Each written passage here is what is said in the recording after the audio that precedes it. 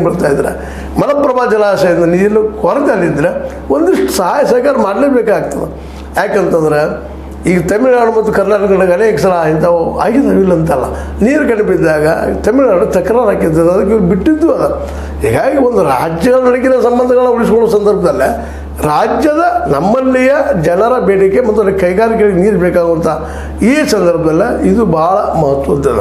ಅಂದರೆ ಇದರ ಅರ್ಥ ಜಗದೀಶ್ ಶೆಟ್ಟರ್ ಅವರು ಭಾಳ ಎಚ್ಚರಿಕೆಯಿಂದ ಉತ್ತರ ಕೊಡಬೇಕಾಗಿದೆ ಅಂತ.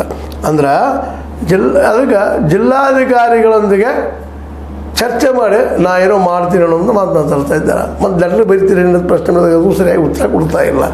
ಏನೋ ಆಗಲಿ ಜಗದೀಶ್ ಶೆಟ್ಟರ್ ಅವರು ವಿರೋಧ ಮಾಡಿದ್ದು ಒಳ್ಳೆಯದು, ಅದನ್ನು ನಾವು ಸ್ವಾಗತಿಸೋಣ. ಆದರೆ ಅದೇ ಕಾರಣಕ್ಕೆ ಹುಬ್ಬಳ್ಳಿ ಧಾರವಾಡ ಏನು ಹೊರಗಿಲ್ಲ ಅನ್ನೋದು ನಾವು ತಿಳ್ಕೊಬೇಕಾಗಿದೆ. ಇಲ್ಲಿ ಎಲ್ಲರೂ ಡಿ ಕೆ ಶಿವಕುಮಾರ್ ಅವರು ಆಗಿರ್ಬೋದು, ಡಿ ಕೆ ಶಿವಕುಮಾರ್ ಅವರ ಕೈಗಾರಿಕೆ ಬೆಳೀಲಿ ಅನ್ನೋ ದೃಷ್ಟಿಯಿಂದ ನೀರು ಬಿಡಲಿಕ್ಕೆ ಒಪ್ಪಿರ್ಬೋದು. ಒಂದು ಮೇಲೆ ನೀರಾವರಿ ಮಿನಿಸ್ಟರ್ ಇದ್ದಾರೆ ಅವರು, ಅವ್ರಿಗೂ ಸ್ಪಷ್ಟ ಇಲ್ಲಿ ನೀರು ಎಷ್ಟು ಇರ್ತದೆ ಎಷ್ಟು ಇಲ್ಲ ಅನ್ನೋ ಕಲ್ಪನೆ ಇರೋದು.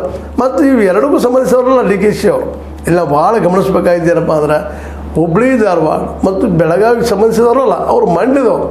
ಅವರು ಇಲ್ಲಿ ಬಂದ ಅಲ್ಲಿ ಕೈಗಾರಿಕೆ ನಡೀಲಿ ಅನ್ನೋ ಒಂದು ಉದ್ದೇಶಕ್ಕಾಗಿ ಏನೋ ಮಾಡಿರ್ಬೋದು.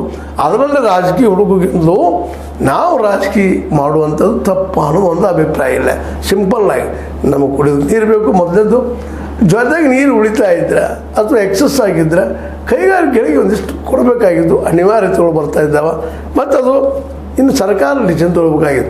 ಉಸ್ತುವಾರಿ ಅವರು ಸರಿಯಾಗಿ ಅಭ್ಯಾಸ ಮಾಡ್ಬೇಕಾದ್ರೆ ಬದಲಾಗಿ ಅಭ್ಯಾಸ ಮಾಡಿ ಎಷ್ಟು ನೀರು ಉಳಿತದೆ ಎಷ್ಟು ಹೋಗ್ತದೆ ತಿಳ್ಕೊಂಡು ಅವರು ಸ್ಟೇಟ್ಮೆಂಟ್ ಕೊಡಬೇಕು. ಜೊತೆಗೆ ಶೆಟ್ಟರ್ ಅವರು ಕೇಳಿದ್ರು ಕೊಡ್ತಾರಿಲ್ಲ, ಅಲ್ಲಿ ಇಂಜಿನಿಯರ್ಗಳಿಗೆ ಗೊತ್ತಿರ್ತದೆ ನೀರು ಎಷ್ಟು ಏನೋ ಅಂತೇಳಿ, ಎಷ್ಟು ಸಂಗ್ರಹ ಆಗ್ತದೆ, ಎಷ್ಟು ಉಳಿತದೆ, ಎಷ್ಟು ಕೊಡ್ಬೋದು, ನಾವು ಕೊಡಲಿಕ್ಕೆ ಏನು ಆಗೋದಿಲ್ಲ ಅನ್ನುವಂಥ ಎಲ್ಲ ಮಾತುಗಳ ನೆಲೆಗಟ್ಟಿನೆಲ್ಲ ಚರ್ಚೆ ಆಗಿದ್ರೆ ಭಾಳ ಉತ್ತಮ ಆಗ್ತಿತ್ತು. ಕೇವಲ ಯಾರ್ದೋ ರಾಜಕೀಯಕ್ಕೆ ಯಾವುದೋ ಇದಕ್ಕೆ ನಮ್ಮಲ್ಲಿ ಇಂಡಸ್ಟ್ರಿ ಸಾಯಬಾರ್ದು, ಜನರಿಗೆ ಕುಡಿಯೋ ನೀರು ಕಡಿಮೆ ಆಗಬಾರ್ದು. ಈ ನೆಲೆಯಲ್ಲಿ ಡಿಸಿಷನ್ ತೊಗೊಳ್ಬೇಕಾಗಿದೆ. ಇವತ್ತು ನಾವು ಕೇವಲ ರಾಜಕೀಯ ಲಾಭಕ್ಕಾಗಿ ನಮಗೆ ಬೇಕಾದಂಥ ಹೇಳಿಕೆಯನ್ನು ಕೊಡ್ಕೊಳ್ಳೋದು, ನಮಗೆ ಅಲ್ಲದ ವಿಷಯಕ್ಕೆ ವಿರೋಧ ಮಾಡೋದು